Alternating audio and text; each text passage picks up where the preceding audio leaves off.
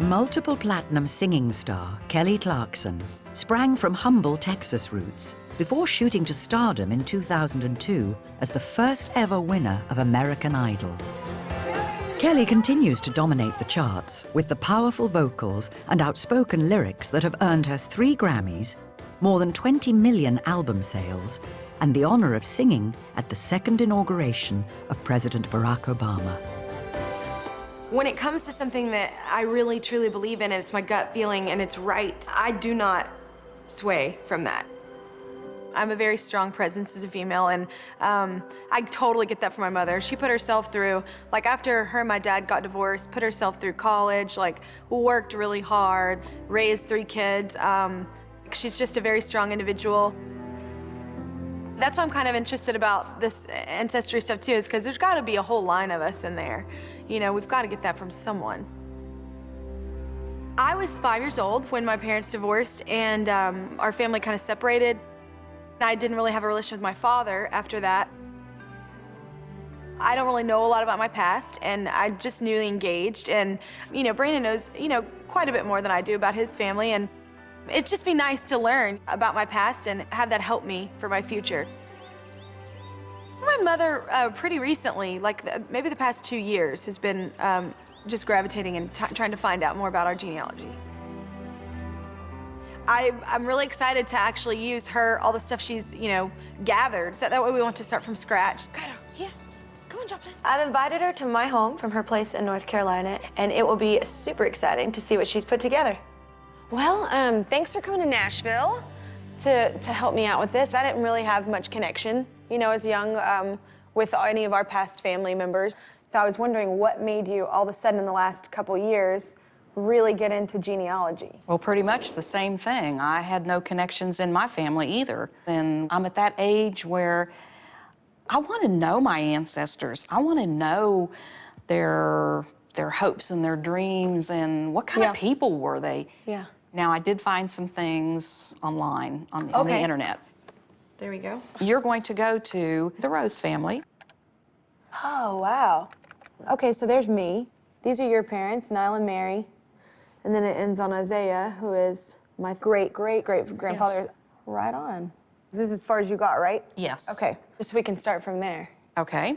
Click on Isaiah. All right. I'll show you some of the research I found. So it says 1870, the census. I get it here? Yes. All right, so that's Isaiah Rose.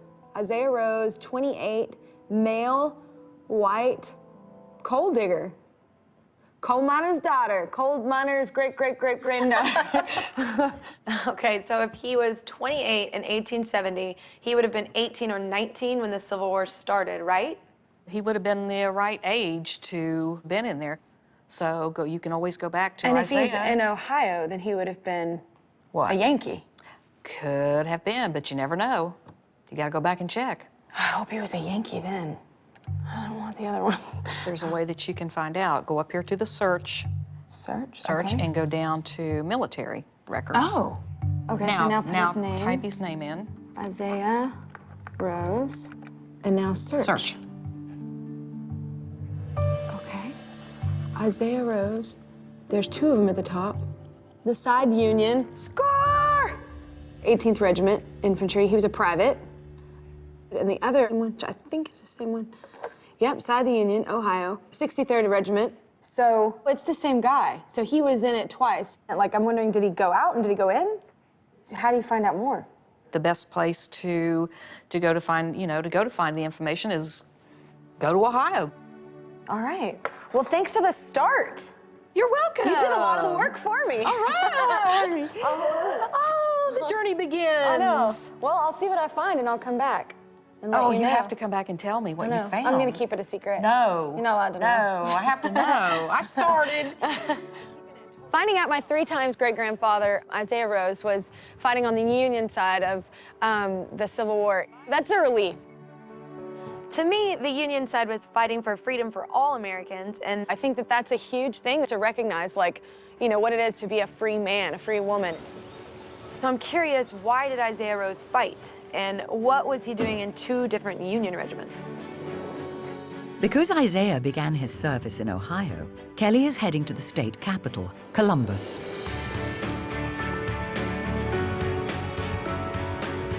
Kelly has arranged to meet Civil War researcher Vonnie Zulo at the Ohio Historical Society. Vonnie has found some records relating to Isaiah Rose's Civil War service. Well, I'm going to be able to give you some information about him. So why don't we start with this envelope. These are copies of his compiled military service record. When enrolled April 23rd, 1861.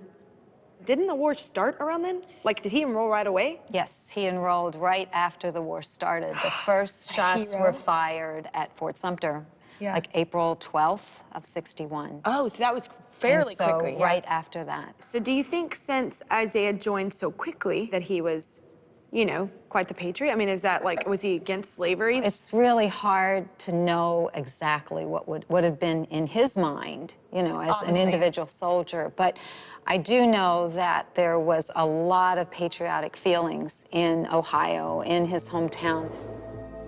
In 1860, Abraham Lincoln's plans to stop the spread of the slave trade caused southern states to secede and form their own confederacy. This ignited fierce opposition in the North, especially in Isaiah Rose's home state of Ohio. The state had a history of abolitionism and a network of safe houses for slaves escaping from the South. Ohio became a Union stronghold and was one of the top 3 states to supply soldiers to the Union lines. And so he might have been caught up in that movement. In the high Definitely. So this is the 18th Regiment, and he was there for 3 months. And why would you join another one? Like, why would he go to the 63rd? Well, let's take a look at the records for the 63rd. Awesome. All right, so Isaiah Rose, term 3 years. Well, he went from 3 months to 3 years. By December of 61, the reality of the war had sunk in. So President Lincoln and his generals decided, you know, this is not going to be over quickly. We need more soldiers, and they need to serve for longer. Was that a drafted thing, or they chose? No, they chose. He chose to go back in and re-enlist. I'm super proud that Isaiah chose to, I mean, he chose to enlist. Yeah, based on that, he was, you know, he was patriotic. He was believing in what he was getting involved in, and very enthusiastic about it. Well, I love that. Okay. So 63rd Ohio Infantry Company F at Battle of Decatur, Georgia. I'm horrible at this. I can't read it. Taken prisoner. Oh my gosh. No. That's horrible. Taken prisoner at Battle of Decatur, Georgia, July 22nd, 1864. So do we know? Because this is the last card. So what happens? You're going to need to go to Decatur to really learn about what happened at that battle and what happened to him as a prisoner. You're welcome. Thank you for your It's time. been really fun.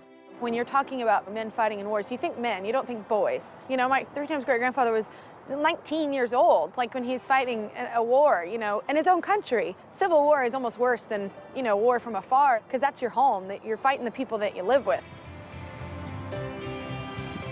I imagine being a prisoner of war in that time probably wasn't too cool.